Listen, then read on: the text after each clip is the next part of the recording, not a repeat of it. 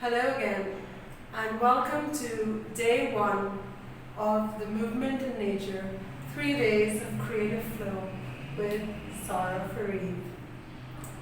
Today's theme is explore and play. What does this mean? This means that we approach this day and all the rest of the days that we do the assignments, the exercises, with a spirit of curiosity, with new eyes. Remember that we're exploring things we haven't thought about for a long time. If you could choose how you show up in the world, the dream you, what would that be? What would that person sound and act like? Childlike wonder and amazement. Remember when you were a kid, everything was new and exciting. You saw the world with fresh eyes. The way water drips from a tap, a faucet, was very, very exciting to you. As we grow older, life fails to fascinate us in the same way as it did when we were kids. What if you could see the world with new eyes? What if you could do the same activities, but imagine to yourself you have never done this before? So pay attention to that inner voice telling you, this is stupid, or what are you doing? Because I want to give you the maximum benefit, the maximum value from my 30 years of dancing and using movement in my own life. This course has a lot to unpack here. So you can do this at your own pace. That is why it is a video course. If you cannot manage to do it one day at a time, just remember to do all of the exercises and assignments in your own time. So pay attention to that inner voice that is telling you whenever you try something new, this won't work, this is stupid, this doesn't make any sense. And be aware that that voice, while it may help us at certain times, it also hinders us, stops us from being the person we want to be or trying new things that can benefit us. So over the next 3 days, I would encourage you to take your time, break it down further, experience this again and again at your own pace. If you wish to do one assignment or one exercise a day, that's perfectly okay. Just remember, try them all and do it regularly, because the more often you do it, the more it will seep into your subconscious, becoming second nature. Everyone uses movement daily, to walk, to run, to jump. We all do it.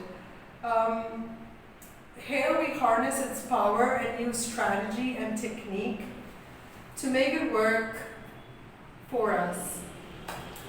So let me tell you a little story of how I was introduced to this person called Thich Nhat Hanh. So walking out of the University Student Center one evening, I noticed this girl sitting and reading a book on one of the round wooden tables outside our student center. This girl was sitting with her feet up, and I distinctly remember this, like this, and she was reading the book. So I went up to her and I was like, I don't see a lot of people sitting around here reading at this time. I love to read. What are you reading? And she goes, I'm reading this book by Thich Nhat Hanh. And I'm like, oh, who is he?